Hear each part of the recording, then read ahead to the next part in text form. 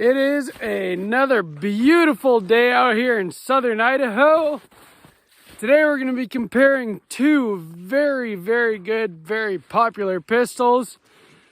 We've got the M&P 2.0 by Smith Wesson. This is a modern, high-speed, polymer-framed, striker-fired 9mm.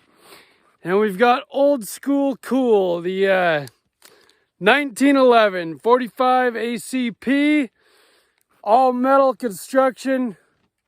These guns are very different, but they're both very good. So, we're going to start by dual wielding here.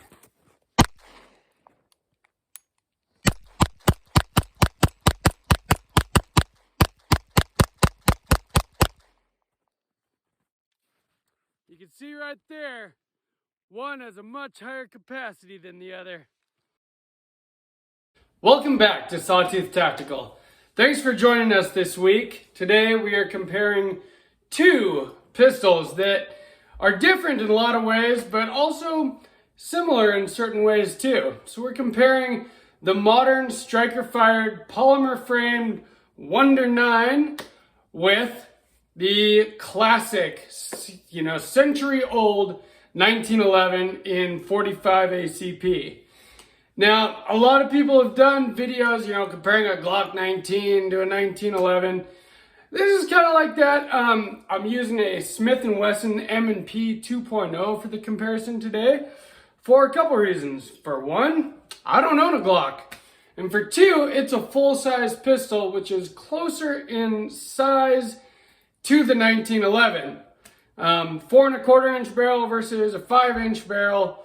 And of all the pistols that I own, they're definitely my two most accurate guns. And so I felt like the comparison would make a lot of sense. But before we get started, if you guys would please like this video, if you like it, comment. I would love to hear your, which one you would like, whether you're a 1911 guy, whether you're a Glock or an M&P or a CZ, Canic or whatever guy, whether you agree with me or not, please share this with anyone you know that likes this kind of content. And please, if you haven't yet, subscribe. We're gaining subscribers every day. And the more we can get, the more we can grow this channel. We'll get to a point where we can bring you more exciting content. And that'll be a lot of fun. So the two pistols that we are comparing today in this video are the Springfield mil-spec 1911. It's basically a clone of a 1911 A1, but with a couple modern features. And the Smith & Wesson M&P 2.0 full size.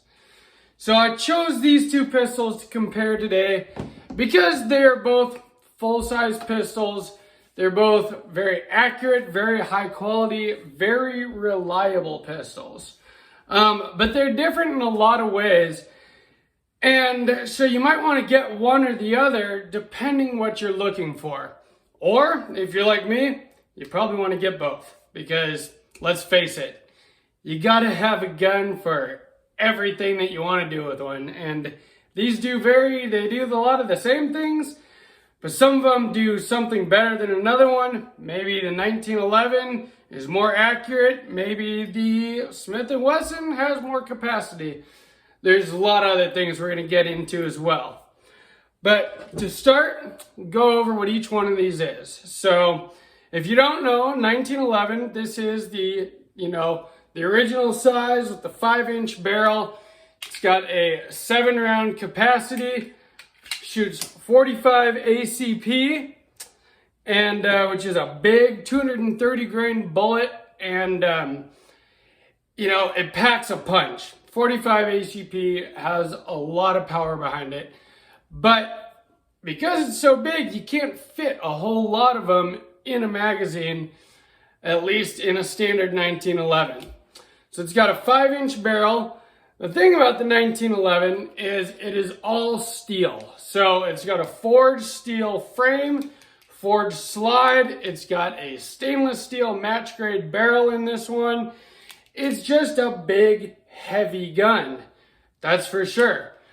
But because of that, with the weight, It really helps you to control recoil, and it just feels solid, which is a really nice thing about it.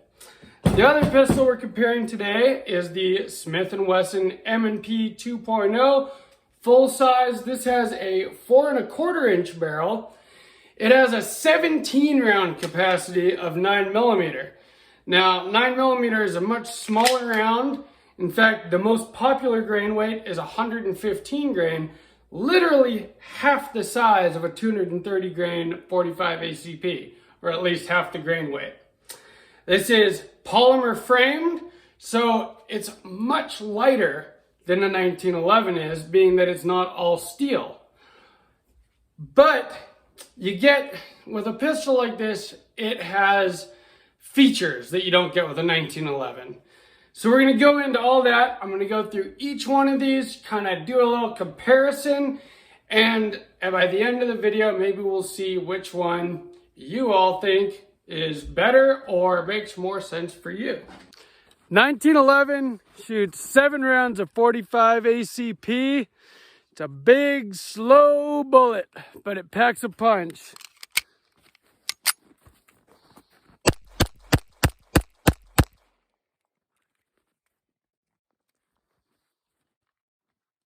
Like I said, 7 rounds, you do have to reload a lot.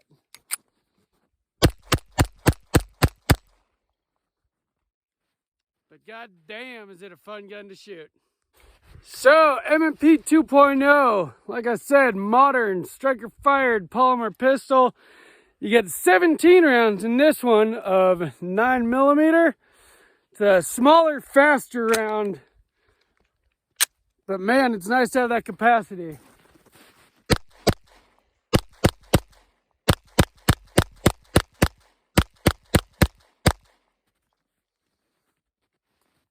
Gun shoots great too. So you can get 1911s with a lot of the features that, modern guns have. This really isn't that. This is like a clone of the 1911 A1 basically. It does have a lowered and flared ejection port. It's got a match grade barrel. It has the pretty rudimentary sights, but they are 3-dot kind of combat style sights, and they're taller than what the 1911 A1 came with. So they're actually very usable.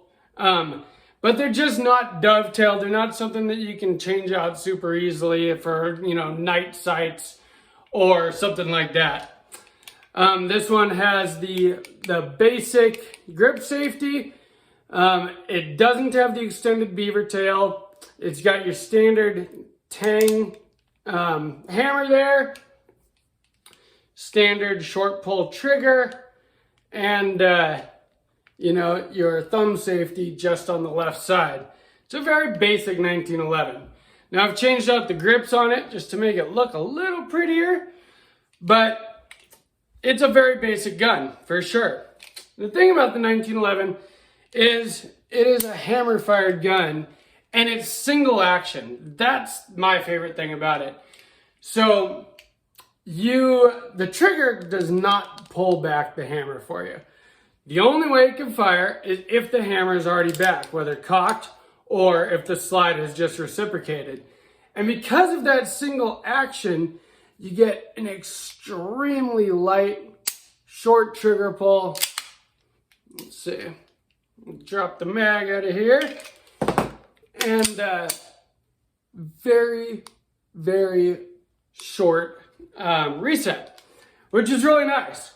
So the trigger on this thing and the 5-inch barrel and the weight of it really, really helps with accuracy. It makes this an extremely accurate gun, and it is a ton of fun to shoot at the range. The drawbacks to that, you don't get a rail on it, so you can't really put a light or a laser or something like that. Now there are 1911s with rails, don't get me wrong.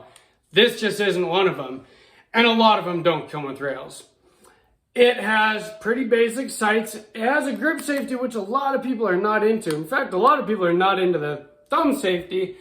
Although with a single action gun, it's kind of necessary. To me, the biggest drawback though is capacity. You get 7 or 8 rounds generally if it's a 45 caliber 1911. maybe 10 rounds if it's a 9mm. There are 2011s with higher rounds than that, higher capacity.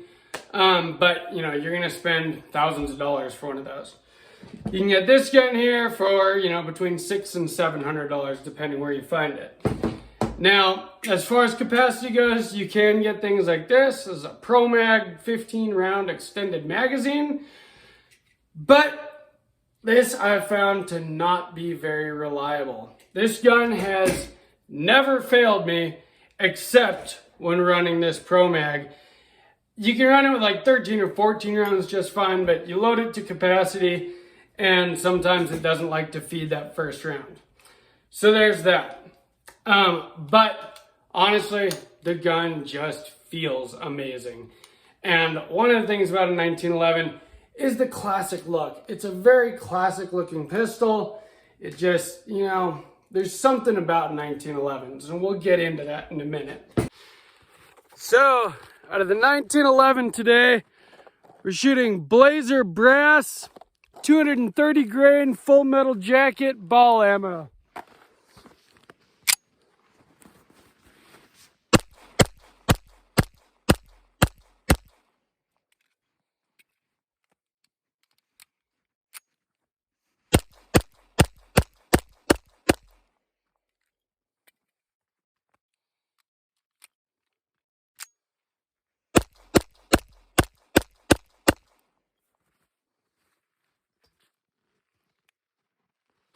And with the M&P 2.0, we are shooting MagTech 115 grain 9mm. Literally half the grain weight of what the 45 is.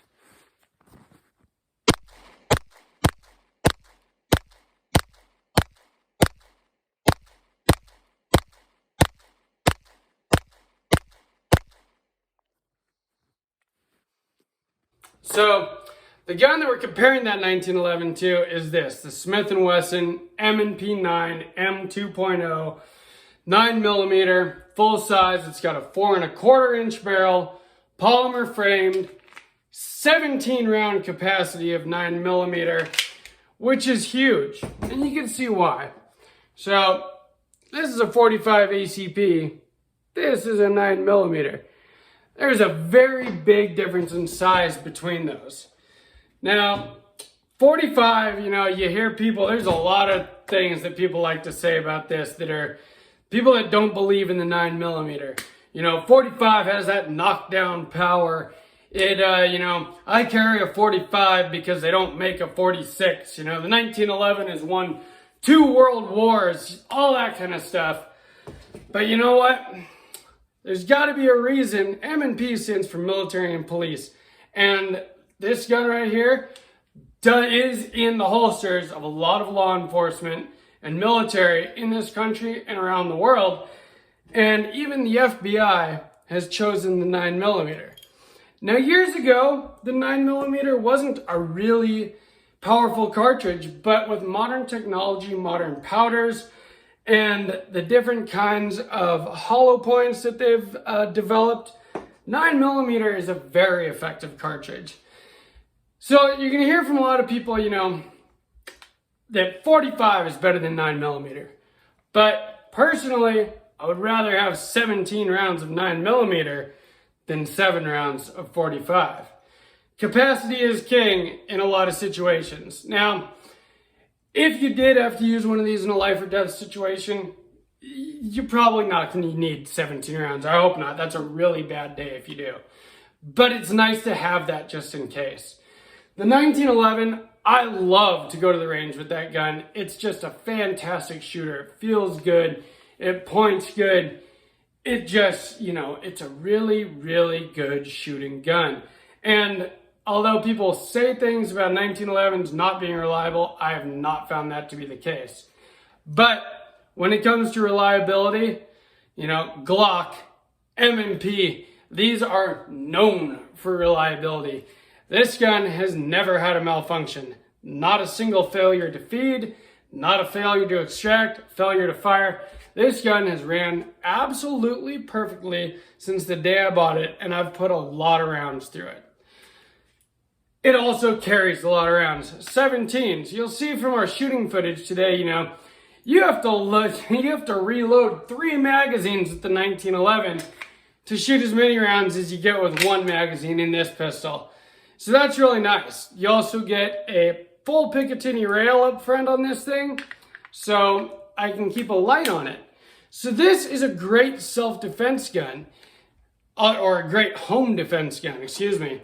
It's a little large to carry in my opinion, although I do have a holster for both of these.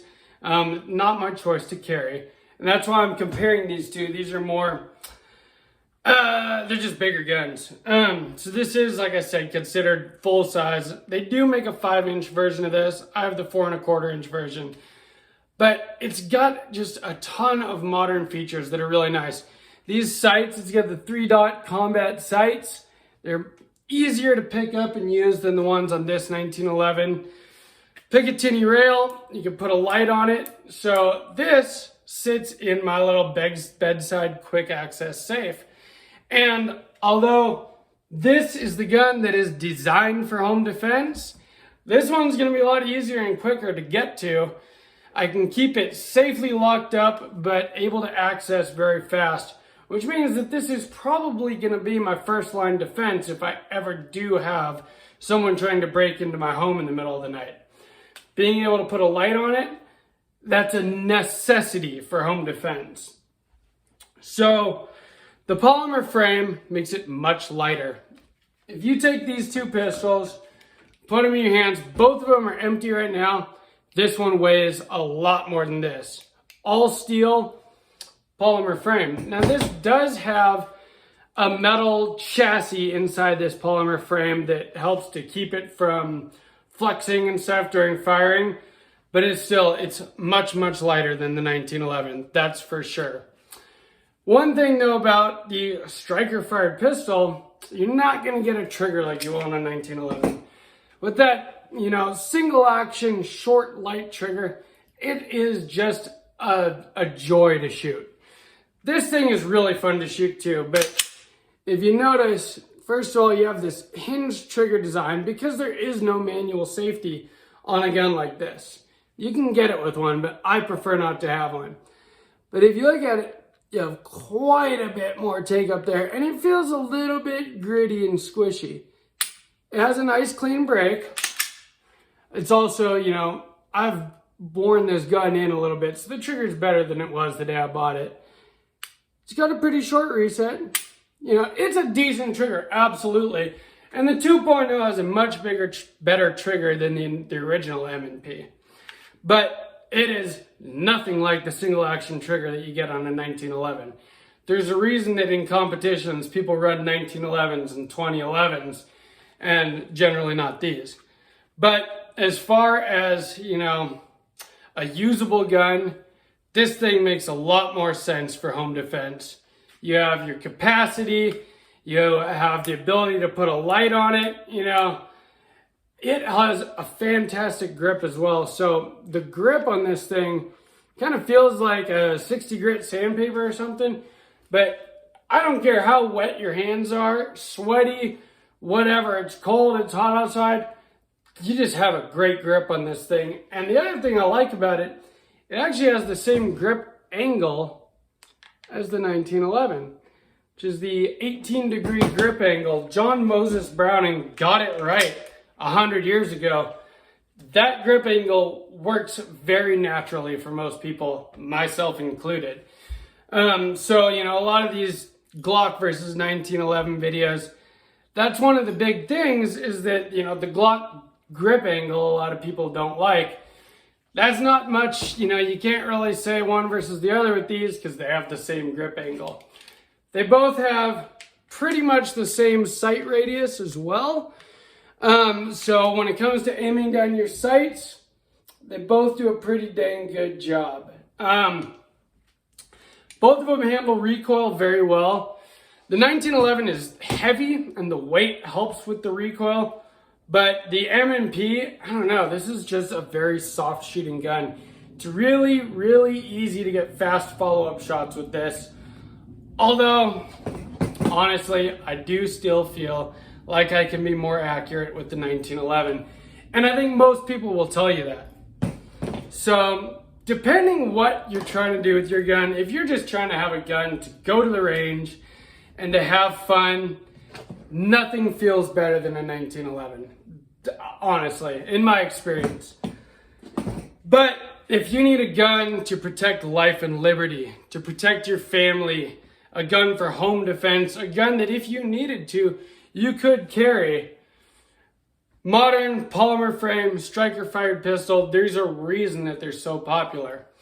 They're also going to be generally cheaper. Now there are very expensive ones out there, but I got this M&P, $600, came with a whole host of other things, a holster, a mag holster, 3 mags, 4 back straps, a speed loader, and a nice hard case.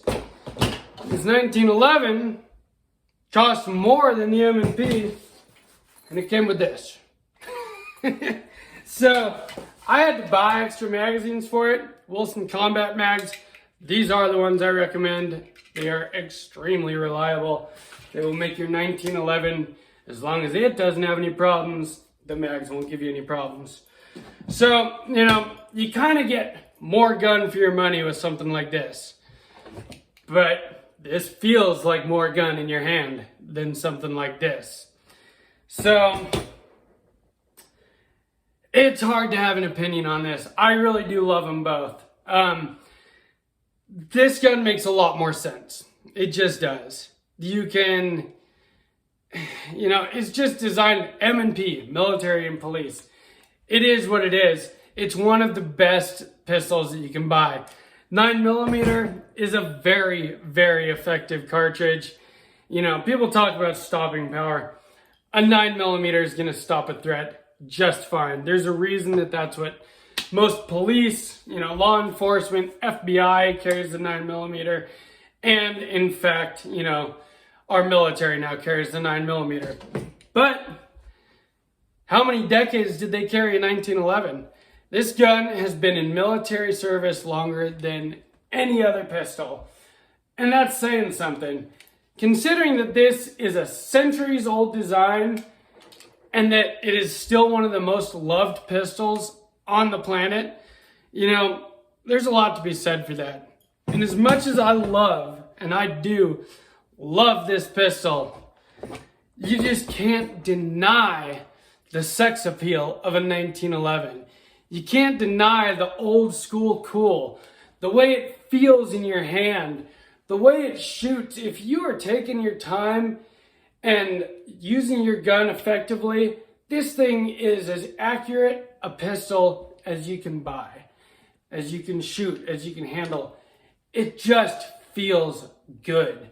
But I got to admit, I do love not having to reload every 7 rounds. So there is that. So that M&P 2.0, man, it's high speed. It's got a lot of capacity. It's modern, ergonomic. It's a great pistol. But you can't deny the 1911. It might have less rounds, but 7 in the mag, 1 in the chamber, a 45 ACP is very formidable.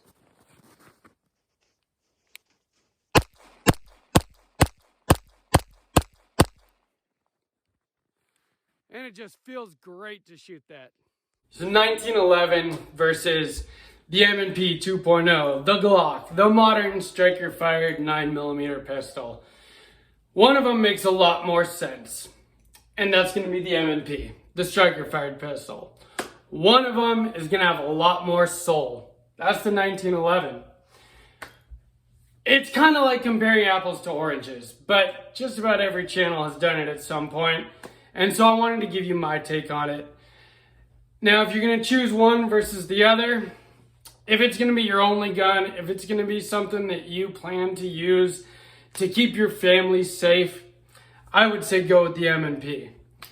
If you already have a gun for those purposes and you just want something that feels good, looks sexy, and is going to be a blast to shoot, I would go with the 1911. If you're a gun guy like me, you're going to go with both. And in fact, at this point, I'm already looking to get a newer, nicer 1911 and another, modern polymer frame striker fired Gucci Glock with a red dot and a light and a stipple job and the whole deal. So, they both have their place. And that's why I think these kinds of comparisons can be a little bit ridiculous, but they make for a fun video. They make for a good time, be able to go out to the range, shoot two guns, one right after the other, compare the way they feel and how they shoot for you. I'm sure there's a ton of you out there that own both. So let me know what you feel about them. Let me know what you like better. What is more useful for you versus, just more beautiful and more, soul. I would love to hear what you guys have to say. Let me know what your favorite 1911s are. I am kind of in the market for a new one. There's a few I've been looking at and haven't made a decision yet. Let me know what your favorite, striker fired polymer frame pistols are. I would love to hear your opinions on those as well. And if you feel like I've left anything out about these, tell me. Anyway, please comment, subscribe, and share. Appreciate everyone that has subscribed, commented, liked, and shared so far. And from Sawtooth Tactical, stay strapped or get clapped. Till next time.